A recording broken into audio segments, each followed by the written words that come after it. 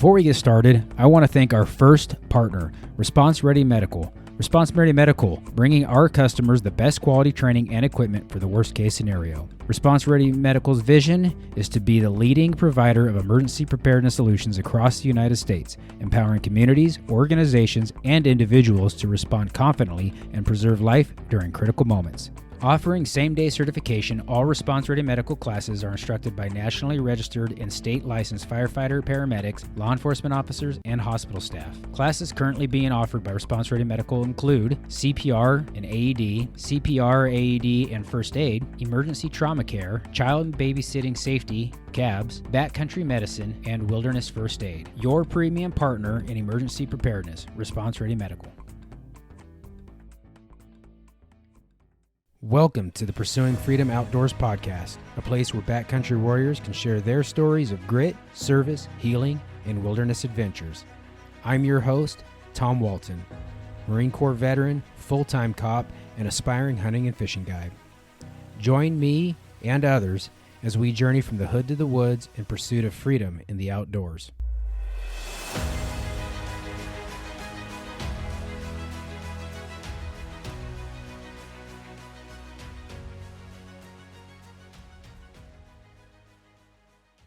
Welcome to episode 3 of the Pursuing Freedom Outdoors podcast. I'm your host, Tom Walton.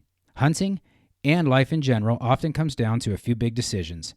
The consequences of your choice can be life-altering, or at the very least result in missing an opportunity on an animal. Today, I want to talk about one of the biggest decisions you'll ever make as a hunter, and in my case, as a cop, whether or not to pull the trigger. In hunting, you may be faced with the ethics of a shot. Is the shot within your capabilities as a marksman or an archer? Do you have a good shot opportunity, broadside and unobstructed? Or, in the case of the story you're about to hear, is it a legal shot? Hunting can test your character when no one is looking. In contrast, law enforcement happens under a microscope. Body cameras, cell phones, all eyes are on you. Whether or not to use deadly force on another human being is an immense decision with life-changing consequences. You need to know the law. You need to decide within a split second, is it legally justified, ethically justified, and morally justified? Just because you can legally pull the trigger doesn't always mean you should. And sometimes it's the shots you don't take that make a real impact. Heavy, I know. But if you're not a cop, maybe this gives you a little more trust in the people who wear the badge. It's not a decision that we make lightly. Now that the stage is set, let's dive into our next adventure.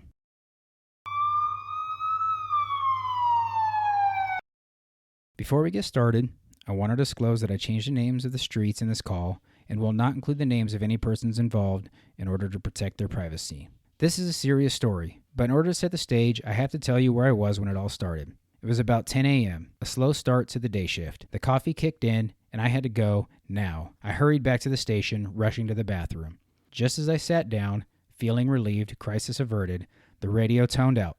A hot call. Valley units, reports of shots fired at 1st and Main. A male suspect in a silver sedan was seen firing a handgun out of his window. No reports of injuries at this time. The suspect was last seen driving eastbound. You gotta be kidding me. Crappy timing. I hurried to wrap it up and put my gear back on.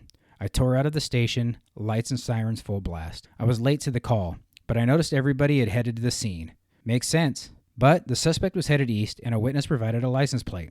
The registered owner lived on the east end of town, miles from the scene. I'll go east, I thought, and I made it to the area of the suspect's house. Just as dispatch advised, units on the shooting call, getting reports of additional shots fired from the same vehicle at 14th and Broadway. Suspect last seen northbound, no reports of injuries. I was close. The suspect was headed in my direction. Before I knew it, I spotted the suspect. We were driving towards each other. He passed me head on. We made eye contact. My heart was pounding. I forced myself to remain calm. I'd been here before. I had a job to do. Stop this guy from hurting my citizens. I turned around, my lights and sirens still going. He didn't stop. He made several turns, and I realized he was taking me to his house. I feared an ambush and called Code 99. Officer needs emergency assistance. We made it to his house. He backed into his driveway. I could see his face. He had a blank stare. He fidgeted with something in his lap. Out of my car, rifle in my hands, I braced for the gunfight. The suspect suddenly started driving towards me. I took cover. My rifle was raised, safety off. I drew a line in the sand. If he passed that spot,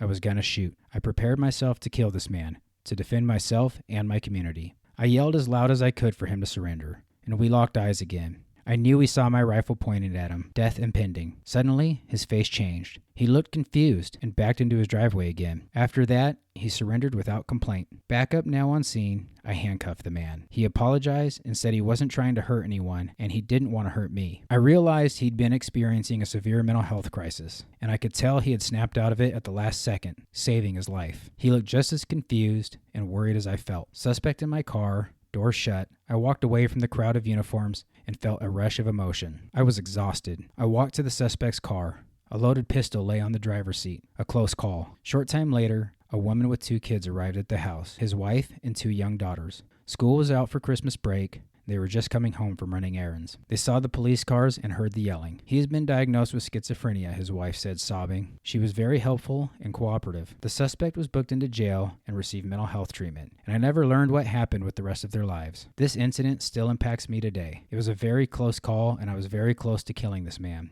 I did not know he was in crisis, and quite frankly, it wouldn't have changed my decision. He was posing a serious danger to the lives of our citizens, and he had to be stopped. That being said, for whatever reason, I gave him a little extra time to surrender, a split second to change his course of action, to make a better decision, and he did. Thank God, because I did not have to rob 2 little girls of their daddy at Christmas. Now, this is one of those times where I would have been legally justified to use deadly force. And honestly, I believe it would have been moral and ethical. And I've used deadly force in the course of my duties before, but I am a professional and my violence is a tool of last resort. Not to sound arrogant, but I was also very confident in my ability to defend myself in that moment. That day, when things slowed down and we locked eyes through the sights of my rifle, I drew the line. He didn't cross it, and I couldn't have been happier to have not pulled the trigger. Whew, that was heavy, but I hope that story sheds a positive light on my profession.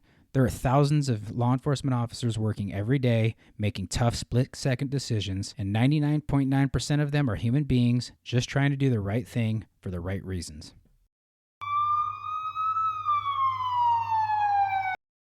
I know that was a pretty heavy story, but I think it ended well. And now, I want to take you to the Elkwoods, where I faced another ethical decision whether or not to pull the trigger.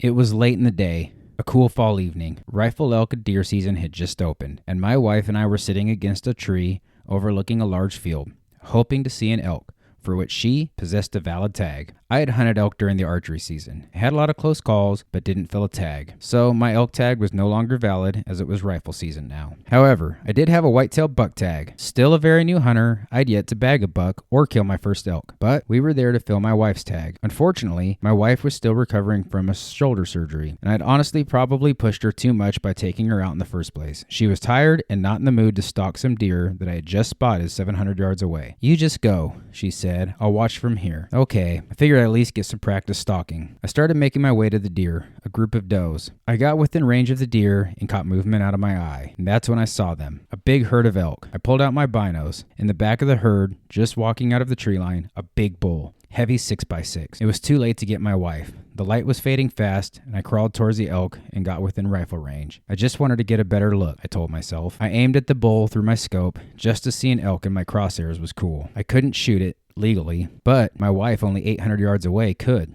Temptation crept in. I could shoot the bull and put her tag on it. Well, Temptation crept in. I could shoot the bull and put her tag on it, or I could do the right thing. I wrestled with my moral self. I looked at his antlers, crosshairs on his vitals. He was broadside, a perfect shot. I can't, I told myself. I didn't want this to be my first elk. Never able to tell the real story. I knew better, and I felt guilty that I'd even thought about it. I lowered my rifle and watched the elk, content to just enjoy the moment as it was. Suddenly, movement caught my eye. Something, smaller than an elk, came sprinting out of the tree line. A coyote? No. A whitetail buck. 4x4. Now I had a valid tag for that. The deer stopped about 300 yards away and looked back at the elk, then started sprinting right for me. Before I could even think, the deer was nearly on top of me. I raised my rifle, brown fur in my scope. I shot. The buck leapt into the air and turned slightly off course. I fired again as quickly as I could. He tumbled and rolled to a stop 10 yards in front of me. I was shocked. My first buck lay before me. It happened fast, unexpectedly. My wife had heard the shots and was walking over. "I got a buck," I yelled. What a moment to share with her. Now, you may be thinking, you said this was about shots you didn't fire. Well, you're right. I could have shot that big elk, but I didn't fire the shot. I made the legal, moral, and ethical decision to respect the animal and my fellow hunters by following the system and laws we all agreed to follow in North America. I truly believe I was rewarded for not firing that shot. As soon as I made the right decision, that buck fell right into my lap, a gift from my creator for doing the right thing.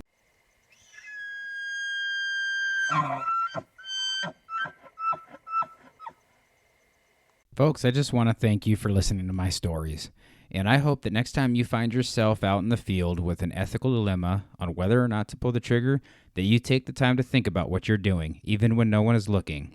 If you make the right decision, I have a good feeling that you'll be rewarded as well. Thank you very much, and we'll see you next time. Thanks again, and if this resonates with you, I want to welcome you to the tribe and encourage you to share this podcast with your friends. Hit subscribe and follow us on Instagram at Pursuing Freedom Outdoors. And if you or someone you know has a great story about life or the wilderness, I want to share it. You can shoot me a message on Instagram or email me with all inquiries and questions at thomas@pursuingfreedomoutdoors.com. That's Thomas, Thomas, at pursuingfreedomoutdoors.com. Until next time, get out there, get after it, and pursue freedom in the outdoors.